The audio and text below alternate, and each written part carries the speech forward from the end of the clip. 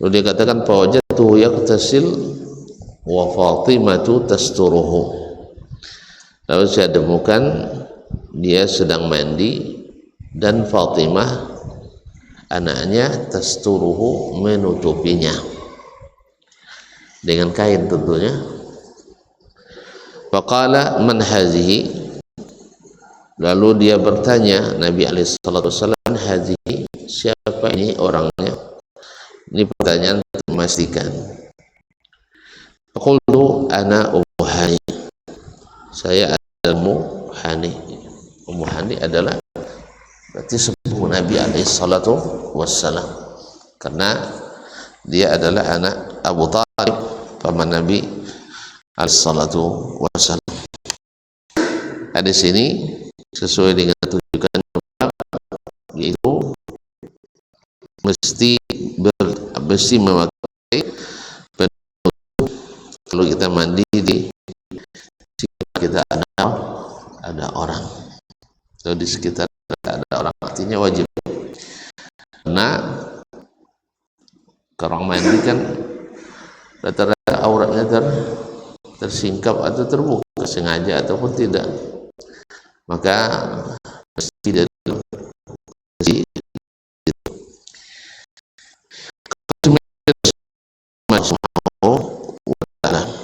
adapun kalau dalam keadaan itu sudah pada waktu sebelum ini, di bab sebelumnya, kalau keadaannya dalam keadaan sendiri maka tetapi yang afdal adalah memakai penutup. Nah, kemudian beliau meriwayatkan hadis yang kedua, Abdan telah menceritakan dari Abdan. Itu adalah laqab atau gelar, namanya Abdullah ibn Ahmad ibn Uthman al-Ahwazi atau al-Farsi. Qala, dia berkata, akhbarana Abdullah, telah menceritakan kepada kami Abdullah, yaitu Abdullah al-Marzi Abdurrahman, yang disebut oleh Imam Hajar Jumi'a fihi jami'u khisalil khair, dikumpulkan pada pribadinya semua sifat kebaikan. Sudah kita jelaskan dalam pertemuan ini sebelum ini juga bahwasanya beliau adalah orang yang memiliki segala keistimewaan, memiliki segala keistimewaan yang sangat banyak. Qala akhbarana Sufyan, dia berkata telah menceritakan kepada kami Sufyan, itu Sufyan bin Sa'id ibn Masruq, ibn Sa'id ibn Masruq Turi, seorang imamul fuqaha dan hadis di Kufah. Ahmad bin Ma'ran al-Kahili Abu Muhammad al-Kufi, an Salim ibn Abil Ja'ad, Salim bin Abil Ja'ad al-Kufi, an Quraib maula ibn Abbas, Quraib maula ibn Abbas, an ibn Abbas radhiyallahu ta'ala anhuma, dari ibn Abbas, Abdullah bin Abbas bin Muttalib al-Hashimi, an Maimunah, dari Maimunah bintul Harith al-Hilaliyah, istri Nabi sallallahu juga kandung dari ibu Abdullah ibn Abbas. Jadi Abdullah bin Abbas kepadanya adalah bibi. Kata Nabi sallallahu alaihi wasallam, saya menutupi sallallahu alaihi wasallam wa yaktasil min apa? Saya menutupi Nabi alaihi salatu wasallam, beliau mandi janabah di junub. Faghasala yadayhi, ini disebutkannya rincian apa yang dilakukan Nabi alaihi salatu wasallam, dan ini sudah disebutkan pada bab sebelumnya. Jadi secara disebutkan pada bab sebelumnya. Faghasala yadayhi, lalu membasuh kedua tangannya, thumma sabba biyaminihi ala shimalihi, kemudian beliau menuangkan air dengan tangan kanannya ke tangan kirinya. Faghasala farjahu, lalu beliau membasuh farajnya, kemaluannya, karena tunjukkan bahwa ma asabahu dan membasuh apa yang kemaluannya. Thumma masaha biyadihi ala al-ha'iri awil ardh, beliau mengusapkan tangannya ke dinding atau ke tanah, ya, untuk menghilangkan dari wudhu as-salat. Dia dibasuh kembali, kemudian wudhu seperwudhu salat. Ghaira rijlaihi, kecuali membasuh kedua kakinya. Kedua kakinya diundur membasuhnya sampai selesai mandi. Thumma afadha ala jasadihil ma', kemudian beliau mengalirkan air ke seluruh tubuhnya. Ini tidak berurutan, ini namanya dalam istilah apa namanya, mutlaqul jama', bukan ala tertib. Thumma tanahha faghasala qadamihi, kemudian beliau tanahha, menjauh dari tempat mandi tadi dan membasuh kedua kakinya. Ini sudah dijelaskan pada hadis yang pada bab yang sebelumnya tentang seorang mandi janabah bersama istrinya. Nah, kemudian bab yang setelahnya, dan ini yang bab yang baru yang kita pelajari pada kesempatan ini, qala babun idza talamatil mar'atu, bab hukum yang berlaku apabila seorang perempuan mimpi,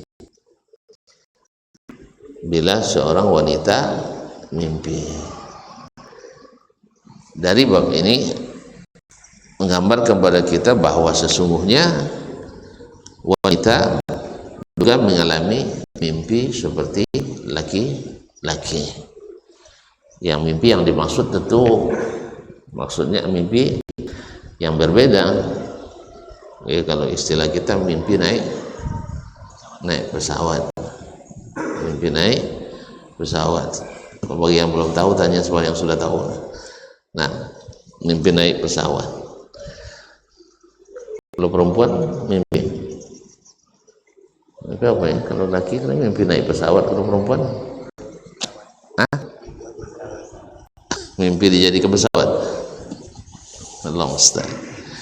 Jadi kaum muslimin dan muslimat, bahwa wanita juga mengalami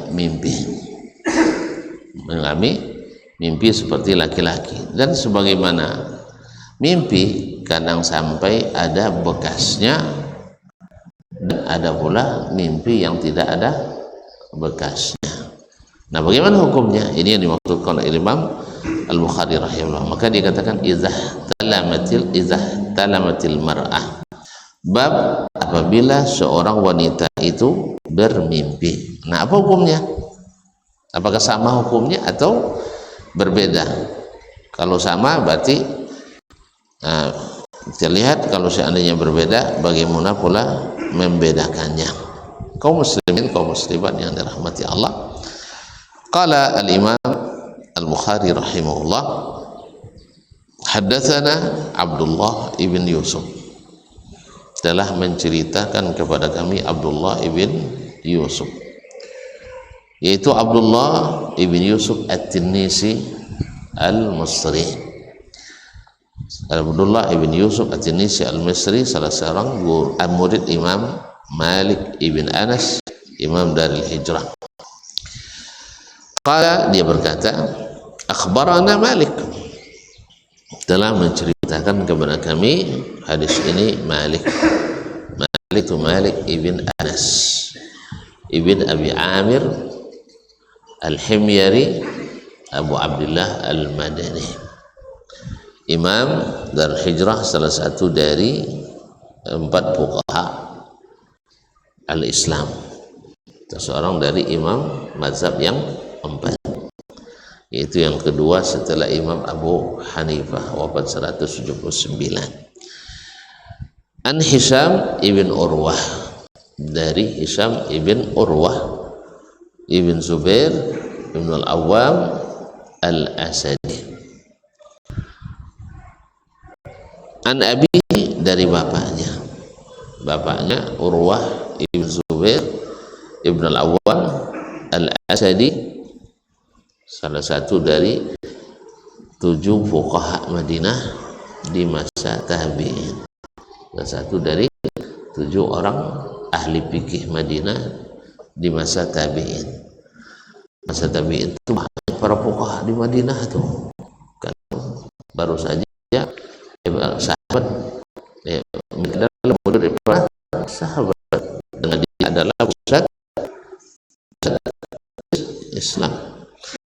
Nah, 7 orang yang itu Sa'id ibn Musayyib, Urwah ibn Zubair, Sulaiman ibn Yasar, Abu Bakar ibn Amr ibn Hazm, kemudian Nafi' Maula ibn Umar, kemudian lanjutkan Abu Salamah ibn Abdurrahman ibn Auf Az-Zuhri. Ada yang mengatakan yang ketujuh Salim ibn Abdullah ibn Umar, ada yang mengatakan Kharijah, yang ketujuh Kharijah ibn Zaid. Ala kulli hal, mereka adalah para fuqaha yang paling terkenal di Madinah, dan Urwah ya tanpa khilaf adalah salah satu dari ketujuh fuqaha Madinah di masa tabi'in tersebut. An Zainab binti Abi Salamah, dari Zainab anak anak Abi Salamah. Zainab binti Abi Salamah. Zainab binti Abi Salamah ini adalah anak Salamah yang kecil yang ditinggalkan oleh Abu Salamah, di mana Nabi sallallahu alaihi wasallam ketika Salamah tinggal Salamah sahibul hijrain, itu orang yang hijrah 2 kali dan sangat menyayangi keluarganya. Lalu ketika meninggal Abu Salamah, disuruh oleh Nabi Salamah untuk membaca doa, Allahumma ajurni fi musibati wa khluqni khairan minhu. Ya Allah, beri aku pahala atas musibah yang menimpaku dan ganti dia dengan yang lebih baik. Ummu Salamah berkata-kata juga dalam hatinya, siapa pula yang lebih baik dari Abu Salamah, karena Abu Salamah punya kelebihan yang di mata Ummi Salamah sangat istimewa. Ma'asyiral kiram dirahmati Allah SWT, akhirnya dia dilamar oleh Rasulullah SAW. Banyak yang melamar sebelumnya, tetapi banyak yang ingin, cuman karena mereka tahu Rasulullah SAW ingin melamarnya, mereka tidak melanjutkan. Akhirnya dia dilamar oleh Nabi SAW. Waktu itu dia katakan, saya ini Rasulullah wanita yang sangat pencemburu. Yang kedua, saya masih punya anak kecil. Ya, orang kalau baru menikah punya anak kan agak terganggu, ya enggak ya? Terganggu oleh anaknya. Maka dia bilang, saya punya anak kecil. Yang kedua, saya pencemburu, karena Nabi sudah berbini kan? Nabi sudah beristri itu belum ya? Sudah kan? Sudah banyak kan? Ya, makanya Ummu Salamah katakan, saya pencemburu, nanti membantah kerja, nanti sibuk Rasul mengurus kami nanti. Ya, kalau pencemburu kan tentu bantahnya.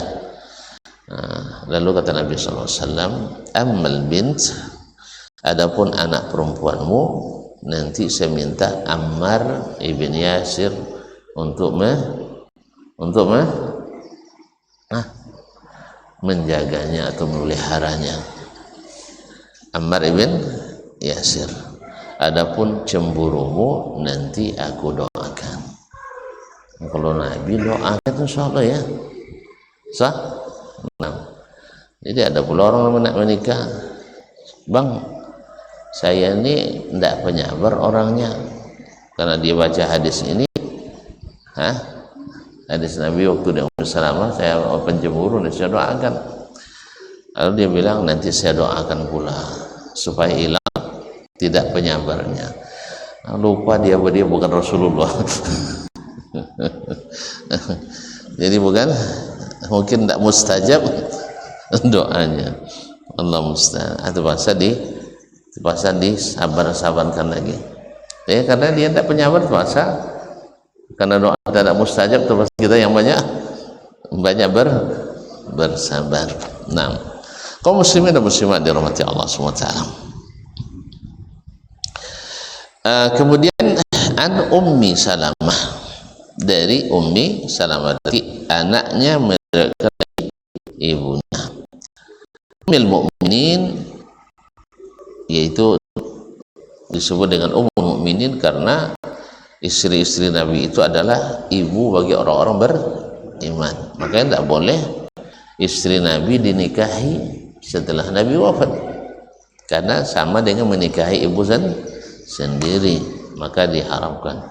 Wa azwajuhu ummahatuhum, istri-istri beliau adalah ibu-ibu bagi mereka, yang harus lebih kita muliakan dari ibu kita sendiri. Jadi kalau ada orang yang memfitnah ibunda kita, maka kita wajib untuk melawannya, wajib untuk membencinya, karena ibu kita sendiri dilecehkannya. Maka oleh sebab itu, siapapun yang melecehkan ibunda kita, maka dia adalah musuh bebuyutan kita, bukan teman, bukan sahabat, dan wala karamah. Ma'asyar kiram dirahmati Allah SWT.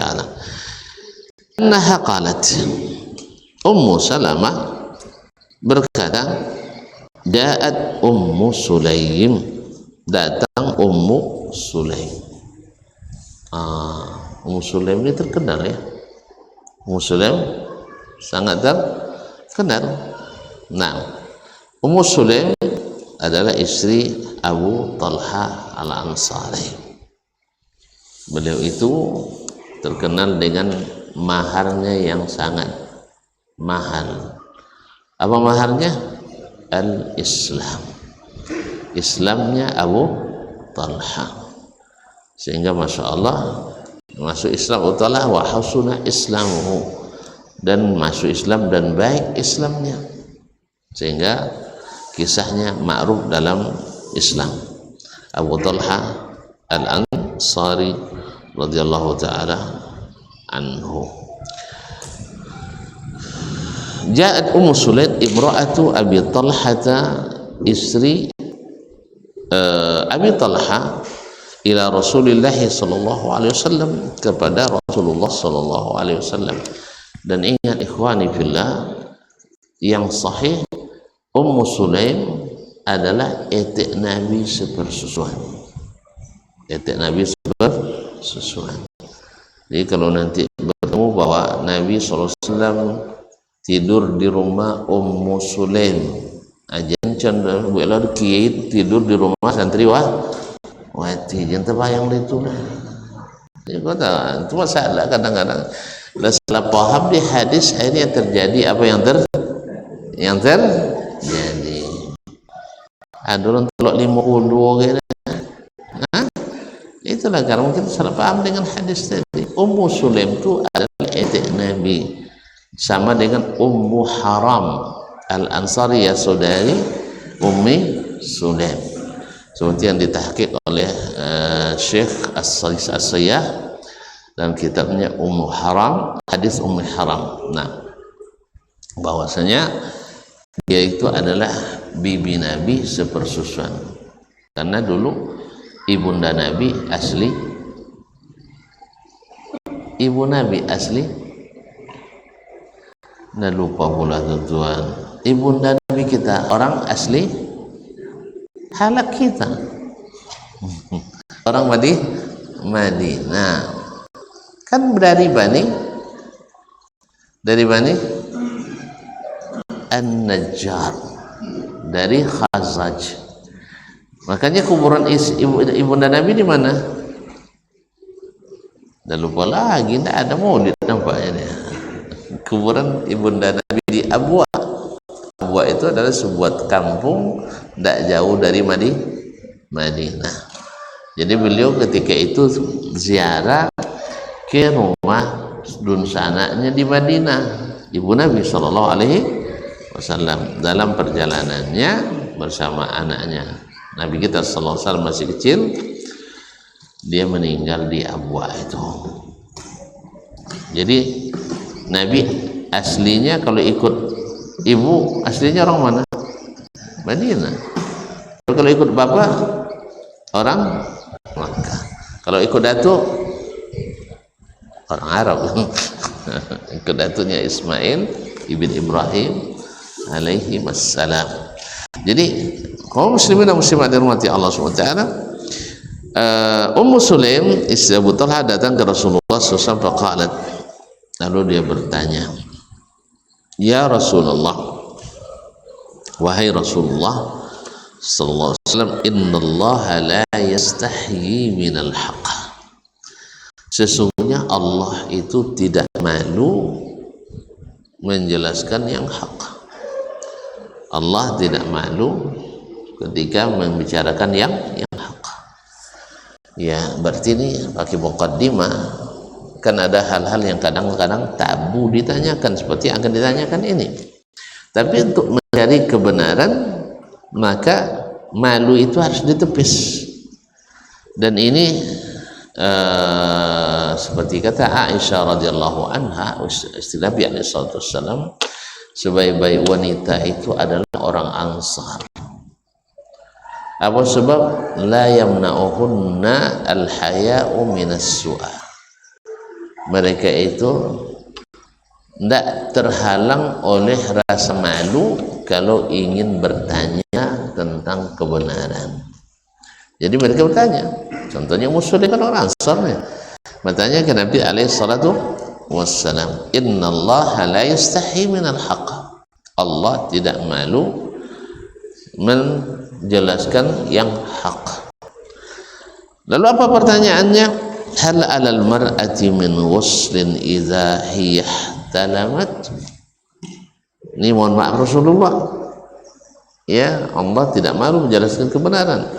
Tolong jelaskan, apakah wanita mesti pula mandi apabila dia bermimpi?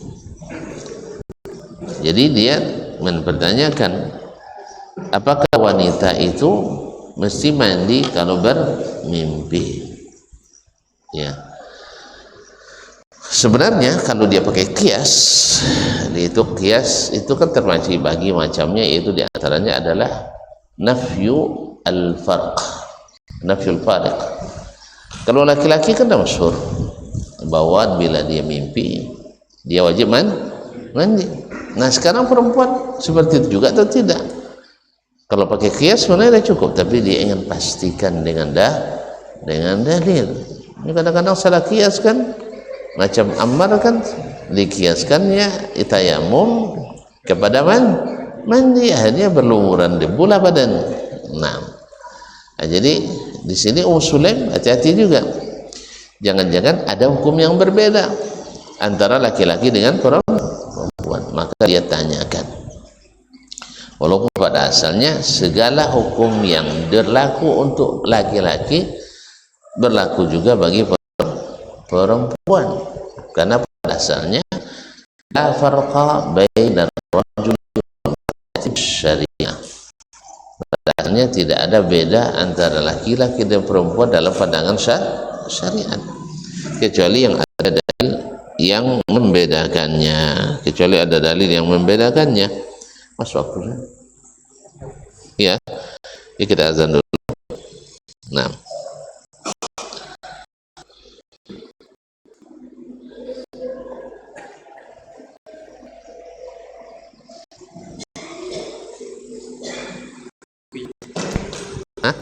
pakai pinjam.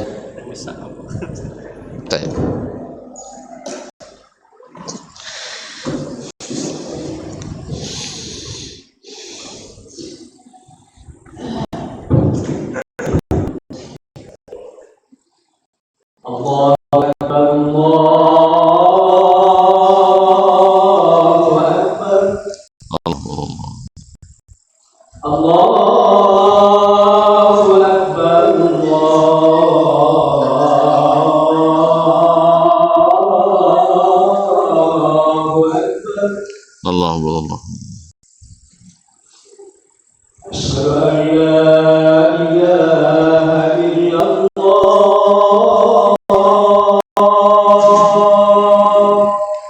أشهد أن لا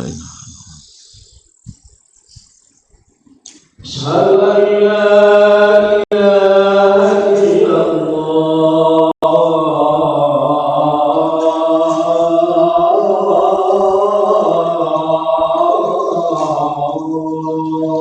أشهد أن لا أشهد أن محمدا رسول الله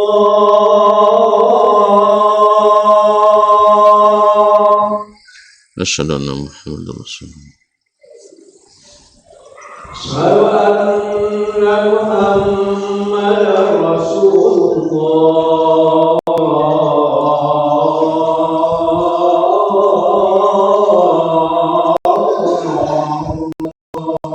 أشهد أن حي على الصلاة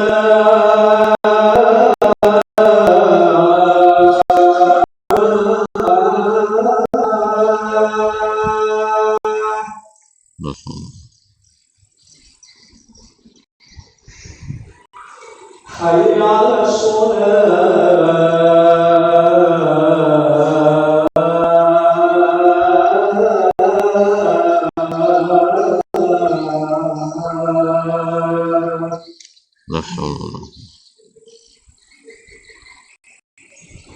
حي على الفلاح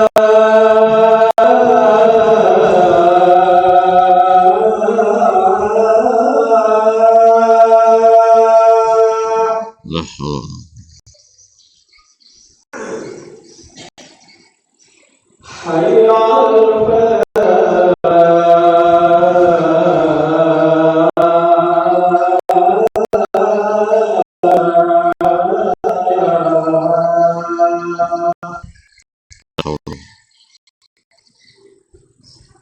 الله أكبر الله أكبر الله أكبر الله لا إله إلا الله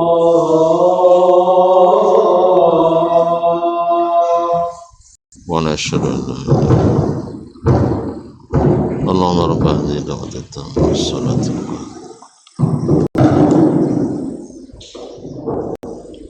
kaum muslimin dan muslimat dirahmati Allah SWT. Jadi dia menanyakan apakah sama atau berbeda. Lebih kurang begitu. Faqala Rasulullah sallallahu alaihi wasallam, lalu Rasulullah sallallahu alaihi wasallam mengatakan, "Na'am, idza ra'atil ma'." Iya. Wanita bila bermimpi juga wajib mandi sama dengan laki-laki, tapi bila melihat air, maksudnya bukan air sumur, bukan air keran, maksudnya ada air bekas mimpi itu, ya bukan karena melihat air hujan tuh enggak, tapi melihat air di tempat yang bila ada air keluar dari situ maka seseorang wajib mandi junub. Berarti laki-laki sama dengan perempuan? Iya. Jadi laki-laki perempuan sama dengan laki-laki, karena memang pada asalnya hukum-hukum yang berlaku walaupun bunyinya kadang laki-laki sah, sering bunyinya laki-laki, tetapi berlaku bagi perempuan. Apa contohnya laki-laki dalam hadis? La yuqimanna ar-rajulu min majlisihi. Jangan sekali-sekali seorang laki-laki, kan laki-laki ya, menyuruh saudaranya meninggalkan tempat duduknya di masjid. Paham maksudnya? Jangan bawa buik tempat duduk di musajid. Tak paham? Ini tu musajid orang lapang gitu, je tak paham. Nak tentu sok pergi umrah. Je, nak umrah ha. Jadi pergi umrah tu itikaf di 10 malam terakhir di Masjidil Haram. Tentu itu makna hadis Quran. Paham? Woi, haji kalau tak begitu bisa sitan kan? Kalau sitan, wanci tak bisa lalu. Wanci tak bisa lalu. Jadi antum sekarang masuk lapai keliling dalam masjid, tidak ada tempat duduk. Nampak Ustaz Dasman orang Indonesia mau jalan, pegangnya, dia duduk sikonya. Boleh tu tak? Ini orang Arab orang Indonesia, boleh tak? Tak boleh. Jadi di situ la yuqimanna rajula min majlisihi. Ini bukan hanya masjid aja, di tempat lain pun siapa yang pertama sampai maka dia lebih berhak, termasuk di bus, termasuk di pesawat kan? Pesawat dapat tiket dia nomor dah isan. Tapi kalau di bus kan kadang tak bernomor gitu kan, outlet ya. Boleh tak kita? Dia duduk orang tak? Tak boleh. Nah, kan hadisnya laki-laki. Nah, tiba-tiba ada mama lebih dia suruh dia orang tidur gomnya lebih dia ajinya dihajanya. Ada hadis Nabi la yuqiman ar-rajula min majlisihi. Jangan sampai seseorang menyuruh saudaranya berdiri dari tempat duduknya. Itu kan laki-laki rumah dan pedusinya. Boleh tidak dia jawab kayak gitu? Tidak, karena hadisnya memang laki tapi berlaku untuk perempuan. Nah, apa sebab? Sebab kalau laki-laki disebut, perempuan tabu tawin. Tapi kalau perempuan disebut wantina, wan jantan sering tertinggal. Makanya kalau ada ruangan khusus perempuan, itu laki tidak boleh masuk. Tapi ruangan laki-laki semuanya banyak ibu-ibu masuk. Awak pergi ke belakang sitar dia, abi wangi ke awak. Ama-ama kadang lama sampai ke mihrab lagi. Jadi MC lagi lah. Jadi MC lagi lah jadi mihrab. Awak kan kena wangi kan. Makanya laki-laki kok lapang. Pedusi.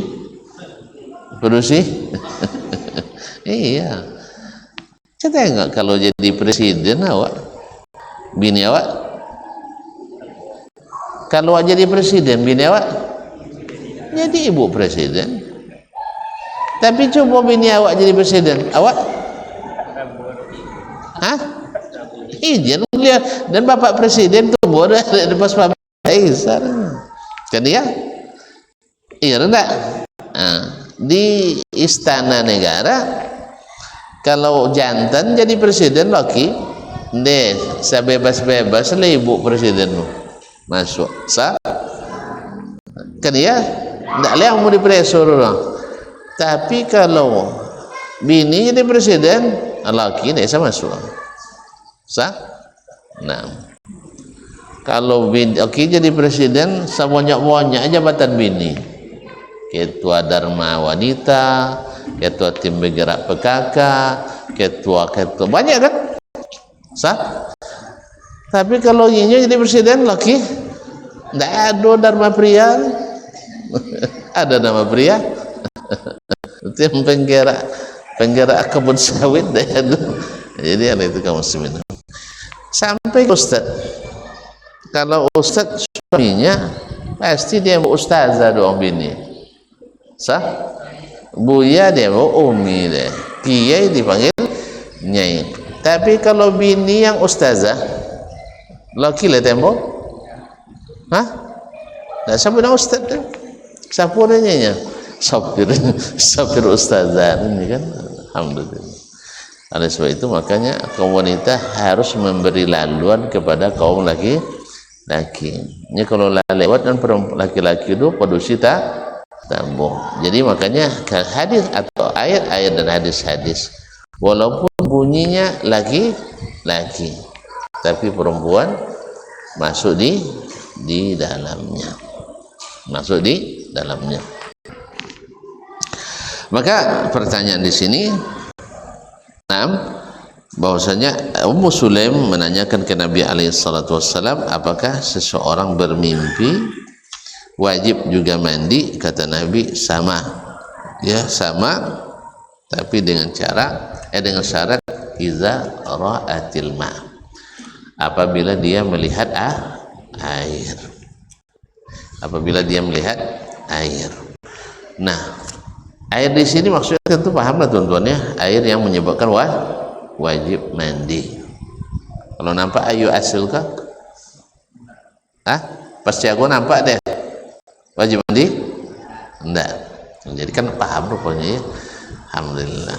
Kalau dia paham dah selesai kaji dia. Jadi kaum muslimin dan muslimat dirahmati Allah SWT, hadis ini banyak di antara faedahnya adalah bahwasanya bertanya dalam hal-hal yang sensitif itu kalau diperlukan tidak masalah, ya. Walaupun kadang-kadang ada yang lebih hati-hati, lebih menjaga, mewakilkan kepada orang lain. Mewakil pada orang, misalnya Ali bin Abi Thalib radhiyallahu anhu, ketika dia seorang laki-laki yang sering mengeluarkan mazi. Artinya kalau sering mengeluarkan mazi, kan mazi itu keluar dengan berbagai sebab, diantaranya adalah karena memang sangat sensitif seksual. Artinya sensor seksualnya sangat tinggi dan sangat sensitif. Ada orang kadang dengan sensitif, dengan melihat saja itu sudah mengeluarkan mazi. Tapi ada yang lemati itu sensor ke. Kalau itu nampak ya ada lain. Lemati sensor lain. Ini kadang bersentuhan saja kadang dengan istrinya tidak bisa. Makanya ada sebagian orang tidak mau dia bersalaman sama istrinya kalau sudah berwudu. Sebab tidak jarang terjadi Rasulullah sholat sen basah sen kosen tadi bersalaman jam ini sebelum sholat, apalagi kalau lama nak bosok. Allah musta'an. Jadi ketika beliau dia katakan kuntu rajulan mazza'an, saya laki-laki yang mudah keluar mazinya. Di antara sebabnya adalah kerja keras. Orang pekerja keras juga kadang sering keluar mazi. Dan mungkin sebab yang kedua inilah bagi Ali, karena Ali adalah seorang yang pekerja keras. Nah, orang yang dikenal dengan kekuatannya. Maka dia katakan amartu al-Miqdad ibn Aswad ayas'ala Rasulullah sallallahu alaihi wasallam. Lalu saya minta kepada Miqdad ibn al-Aswad untuk menanyakan perihal itu kepada Rasulullah sallallahu alaihi wasallam. Apa alasan? Lima kanat ibnatihi minni, karena masalah ini sensitif, karena istri saya anak perempuan beliau. Antu kan kalau masalah itu kan berkaitan jabini, banyak masalah kan ya, tanyalah kayak mintu ya kan sensitif kan, bapak coroyanya kan. Jangankan menantu, anak kandung aja kan susah menanyakan hal seperti ini pada orang tuanya, walaupun orang tuanya alim, ulama atau ustaz, maka dia akan suruh orang lain. Oleh sebab itu Ummu Sulaim yang dalam hal ini kan Nabi boleh dikatakan keponakannya, walaupun Nabi lebih tua daripadanya karena di sepersusuan, tapi di apa istilahnya kalau bahasa kitanya pulauannya lebih tinggi ya dari Nabi alaihi salatu wassalam. Tapi makanya dia memulai dengan muqaddimah, innallaha la yastahi minal haqq. Allah itu tidak malu menjelaskan yang hak. Oleh sebab itu tolong jelaskan, saya tidak bisa menahan ini untuk bertanya. Maka dia tanyakan, apakah perempuan bila mimpi wajib mandi? Kata Nabi SAW, na'am, tapi syaratnya iza ra'atil ma. Ini kan saya setuju juga, bila dia melihat air. Di mana air? Tentu ya di kemaluan. Ya, bicara di ini dengan bibi kan kurang apa juga kan, cuman karena ini hak hukum yang harus dijelaskan, maka Nabi alaihissalam juga jelaskan. Makanya ketika dia bertanya seperti ini, di riwayat disebutkan Ummu Salamah ketika mendengar pertanyaan itu dia menutup mukanya. Ketika Ummu Sulaim bertanya pada Nabi, kan Ummu Salamah kan hadir tuh, maka Ummu Salamah malu, dia ditutup mukanya. Dalam riwayat lain dikatakan fadahtin nisa, kamu nih membuka rahasia kaum wanita. Jangan, ini rahasia kita aja bahwa kita juga ikut mimpi. Karena mimpi itu kan banyak sebabnya. Di antara sebabnya adalah berpikir, terpikir sah, kan ya?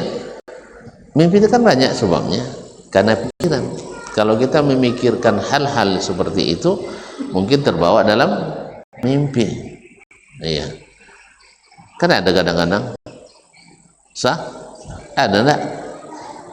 Ya, banyaklah keadaan kondisi-kondisi, kadang kondisi orang rumah sedang tidak di rumah, atau di rumah tapi seperti tidak di rumah. Paham enggak? Kadang-kadang hidup serumah tapi tidak hidup bersama. Hidup serumah tapi tidak hidup enggak paham istilah kan? Seumahnya tapi tidak hidup bersama. Aduh macam itu. Adonya seorang lolok tendi kasu di dapu, seorang tendi berando. Aduh. Lah nahu capek waduh puluh. Ada kan, itu namanya hidup serumah tapi tidak hidup bersama. Nah, dalam kondisi seperti ini kadang-kadang terpaksa orang menghayal, baik laki-laki maupun perempuan. Tapi yang kodok menghayal, yang kodok menghayal kan orang jantan kodok menghayal tu, nang kodok melamun tu, kau jantan mandak sana. Nah, yang sering melamun itu laki-laki. Perempuan itu lebih tahan dalam masalah ini. Makanya itulah sebabnya laki-laki dibolehkan. Laki-laki dibolehkan? Ya takut nampak dia. Laki-laki dibolehkan lebih dari satu. Karena memang butuh. Kalau perempuan tidak. Perempuan itu kadang-kadang lebih tahan daripada laki-laki pada umumnya. Ya, kalau dalam hadis Umar dikatakan perempuan itu bisa sampai 6 bulan tahan sah. Laki-laki 6 jam kadang tidak tahan. 6 jam kadang tidak tahan. Allah musta'an. Nah, jadi oleh itu kaum muslimin muslimat kadang-kadang terbawa dalam pikiran, atau memang datang dari syaitan bisa saja, atau datang dari syaitan. Nah, bagaimanapun yang penting Ummu Salamah ketika mendengar Ummu Sulaim bertanya, dia merasa malu karena hal ini sangat tabu ditanyakan oleh seorang perempuan kepada laki-laki. Tapi dia katakan tadi, innallaha la yastahi minal haqq. Ini pelajaran penting bagi kita pula, bahwa bila menanyakan hal-hal yang kontroversial, hal-hal yang sensitif, ya dikasih muqaddimah lah. Kau tak maaf Ustaz, jangan tersinggung Ustaz. Ini misalkan, atau ini mohon maaf Ustaz, saya sebenarnya malu bertanya, tapi apa boleh buat, kalau tidak ditanyakan nanti takut salah. Diberikan muqaddimah seperti ini. Berarti Ummu Sulaim mengatakan, innallaha la yastahi minal haq. Tak langsung aja Rasulullah wajib mandi ini. Tak dikasih muqaddimah. Ini kan juga dalam berbahasa, orang kita kan ahli dipiawai di situ kan. Makanya kan nak minta pay saya nak lama gitu kan. Iya. Ya contoh kok tahu tumbuh di nasi laba makan punya, tabi diayu laba minum. Kalau saya kok apunnya layangkan pandangan kiri je kanan. Pandang banyak situ. Jadi itu tidak ada pek izin kan. Nak diizin bukan satin suci mukonan jangan. Kau duduk dalam keso, tagak nak bapaliang. Ni nak kamu dia nak mana gua ayu, kau lah nak liu kan. Nak buka selo sedih. Habis datuknya. Dia ambil sang, dua nak lepas tiga. Itu tak kena lama kan. Jadi sama juga dengan bahasa-bahasa yang seperti ini, untuk meminta sesuatu tidak langsung terus terang, tapi ada bahasa-bahasa kiasan. Dan barangkali dalam hal-hal yang sensitif seperti ini perlu kita memakai bahasa-bahasa yang seperti itu, bahasa-bahasa yang seperti itu. Yang tiga, bahwa sesungguhnya orang yang pemalu kadang-kadang sering menelan kejahilan. Ia malu bertanya, sesat di jalan atau jalan terus. Jalan terus kan susah saja deh. Oleh sebab itu maka diupayakan untuk bertanya.